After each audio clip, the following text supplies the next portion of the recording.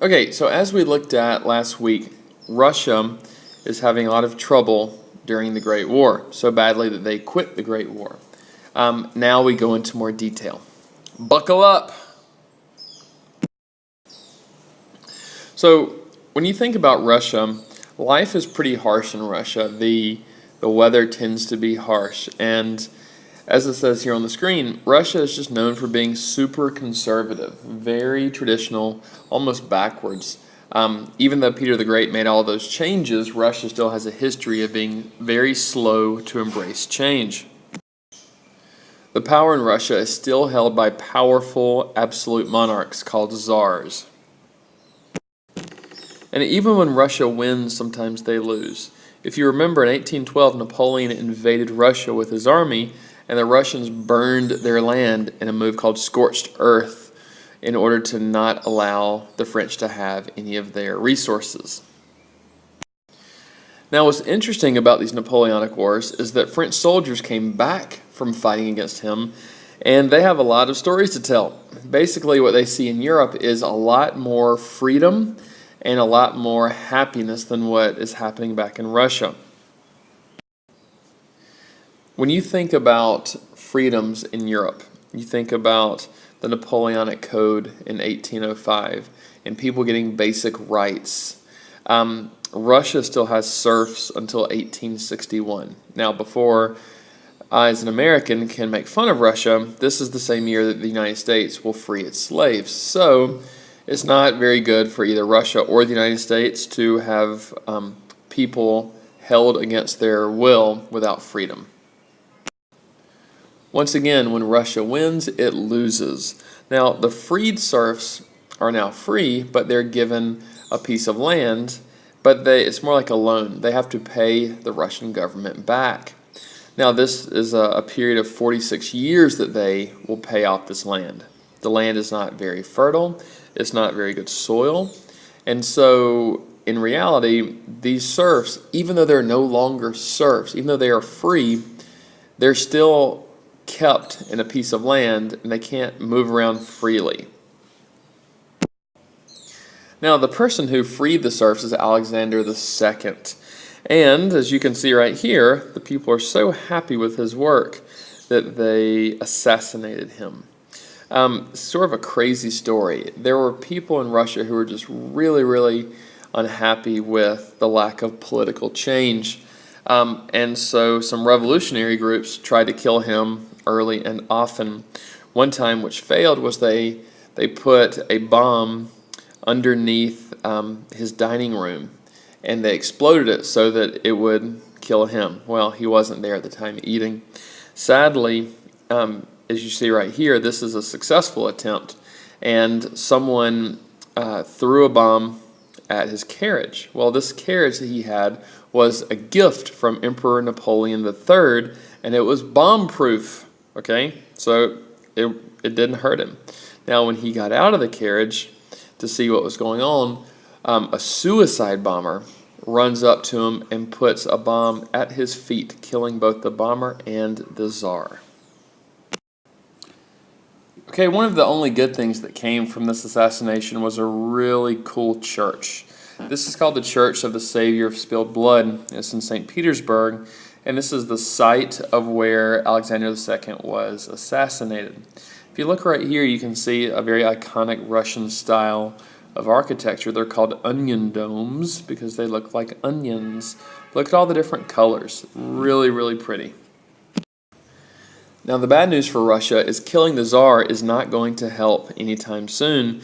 The Russians get more political reforms. It actually does the opposite. The son of Alexander and the grandson of Alexander will both become Tsar, and they are very reactionary, meaning they are not trying to give any extra rights at all because they feel like that their father and grandfather gave people basic rights, and the people tried to take even more, and they killed him. So they weren't appreciative of the efforts of the Tsar. So they just try not to give any extra rights themselves.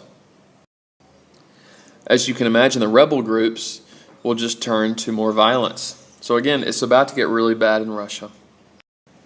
More bad news.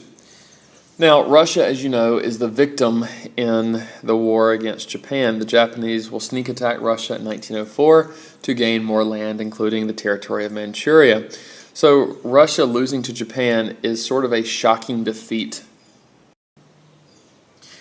The people in Russia are obviously very upset because they're very prideful, and losing to a small island nation is a really damaging blow to their self-esteem.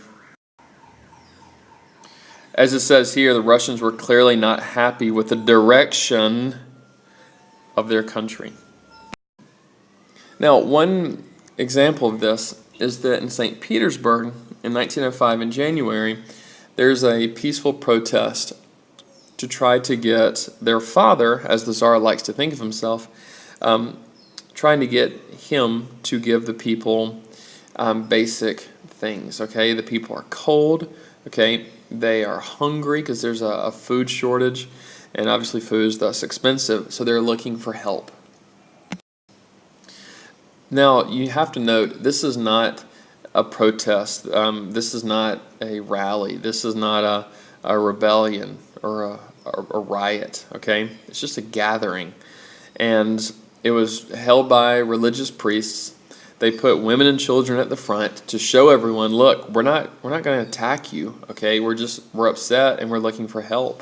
And they put religious banners with Bible verses on them to show that this is a peaceful protest. Nicholas returned the favor by ordering his soldiers to fire into the crowd, killing more than 1,000 people. And one of the earliest photographs in Russian history, at least the earliest one I've seen, is this event called Bloody Sunday. And you can see down here the Russian soldiers who are in the middle of firing into the crowd, killing women and children, and about 1,000 people in this crowd. Now, politically, this is terrible for Nicholas II because now the people are really mad and he has to make some changes. The first is that he sets up the Duma, the legislature. Now, guys, think about this. Most countries in Europe have had some type of legislature for at least 100 years, okay? And now Russia's finally getting one in 1905. Now, in theory, there are three groups in the government that have to agree to pass a law. The Duma, which is the legislature, the Tsar's appointed council, sort of his cabinet, and then also the Tsar. If all three groups are in agreement, then a law passes. It's not 2 out of the 3, it's all 3.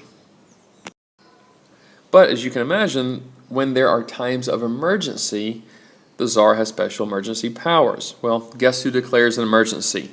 That's right, the Tsar. So this is the royal family of Russia: Nicholas II, Alexandra, his wife, and then his 4 girls and his little boy. Now, if you look right here, you have his youngest daughter, Anastasia. They made a cartoon about her.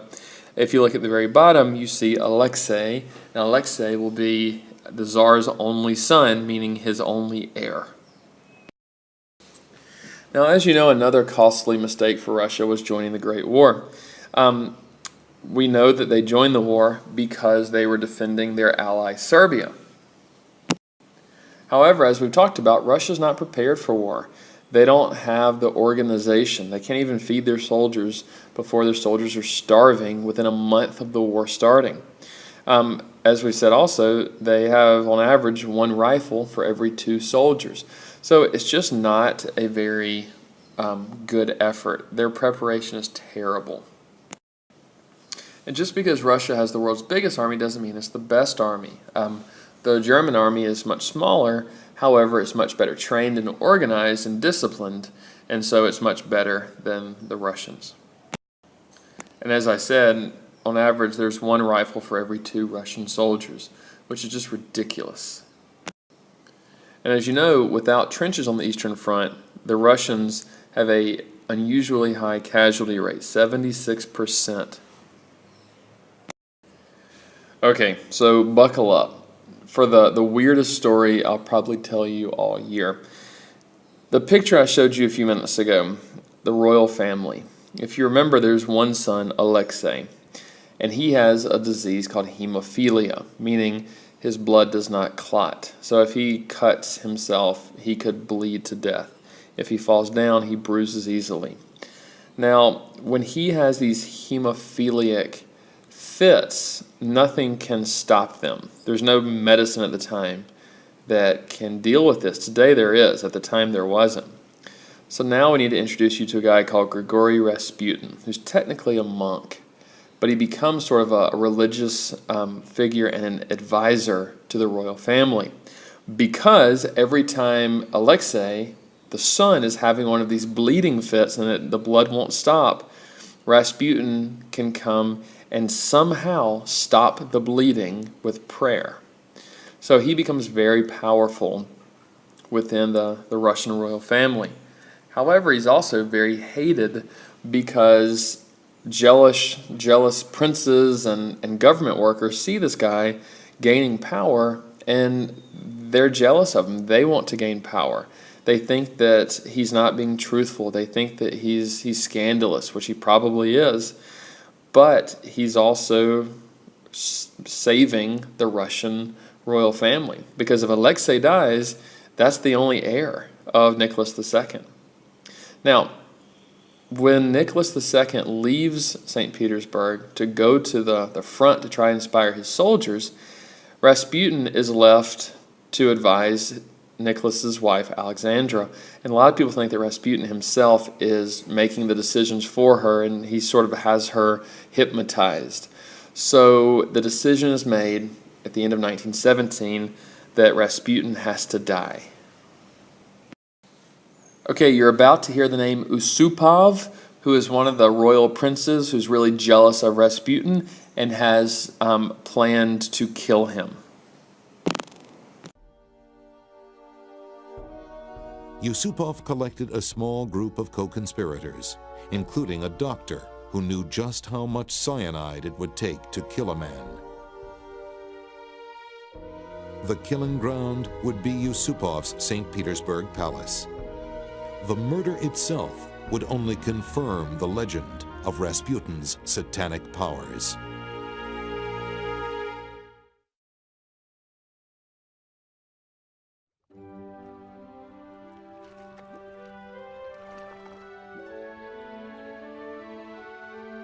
By the end of 1916, Russia's prospects were bleak.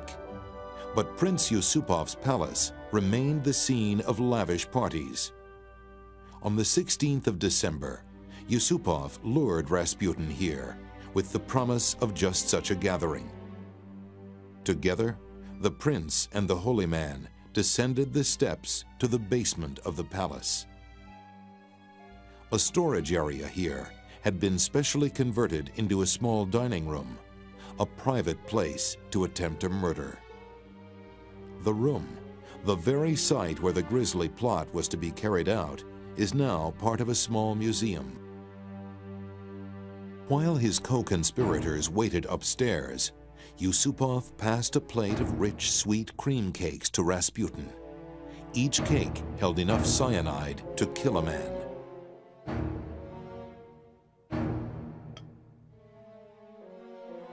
To guarantee success, the wine was also laced with cyanide. The plan seemed foolproof. Rasputin ate one, and then another of the cakes, and he drank deeply from the poisoned glass.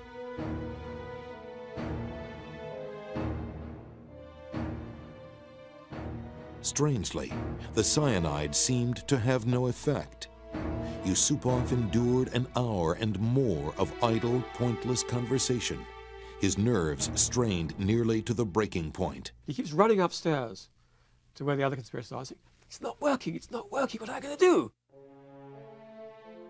Where poison seemed to fail, surely a gunshot would be fatal. Yusupov returned to the death chamber carrying a pistol. According to Felix, before he shot Rasputin, he told him to look at a cross which sat upon an ebony chest. And he later explained that he had hoped not only to gain strength by this, but he had hoped that Rasputin's demons would somehow be exorcised and rendered powerless when he pulled the trigger against him. And he goes upstairs screaming, saying, I've done it, it's all right, I've done it. They're all terribly excited, you know, as it were, the wicked mad monk is dead. And then Yusupov goes down to take another look at the corpse. For whatever reason, we're not quite sure. He's leaning over the corpse. When the corpse opens his eyes and says, "You bad boy," and tries to strangle him. Yusupov, as you can imagine, gets quite disturbed and goes upstairs screaming again, "He's alive, he's alive." Not only was Rasputin alive, he had managed, in a nearly superhuman effort, to escape into a courtyard. As though he really was possessed by the devil, the mad monk was lurching toward a gate that opened to the street. He had to be stopped. One of Yusupov's co-conspirators pulled out his own pistol and began firing. Several shots went wild. Then, 2 bullets tore into Rasputin. He staggered, dropped, and was still. The conspirators then drove to the Petrovsky Bridge. Here, they threw Rasputin's body into the river, certain that the hated holy devil was finally dead and done with. Incredibly, Rasputin was still alive. The frozen corpse recovered from the river 3 days later suggested the horror of Rasputin's final moments. Despite the poisoning, despite the gunshots, it seemed that even after he had slid beneath the surface, he had clawed desperately toward life. In death, Rasputin was nearly as potent a symbol as he had been in life. Many believed a spell had been lifted with his murder, a curse which had doomed the country to defeat and destruction. Now there was hope. Even Tsar Nicholas seemed to receive the news with little sorrow, as though relieved to be rid of the controversial holy man. So while all of this is going on, Russia's losing on the battlefield, the Russian princes are killing religious advisors, there are people who are focusing on change. And the communist movement is getting really big in Russia. Now, Russia isn't sort of a place where you would think communism would actually be present, because it's mostly agricultural in Russia. And based on the teachings of Marx and Engels, you would think it would be more of an industrialized society, but it doesn't matter. People just want change. There are really 2 groups that we need to look at, the Bolsheviks and the Mensheviks. The Bolsheviks are more famous in history because they're the ones who win in the end, and they want radical violence. The Mensheviks are more patient, and they would like to see sort of a workers' revolution happen naturally. So the Mensheviks are always fighting the Bolsheviks for how communism will be installed in Russia. What they can agree on is that they want the people to have power, not the Tsar.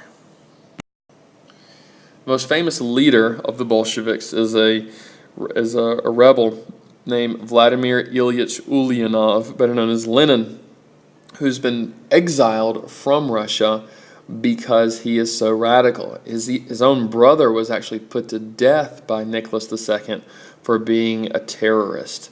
So Lenin hates the royal family, he hates the Tsar, and he wants there to be change.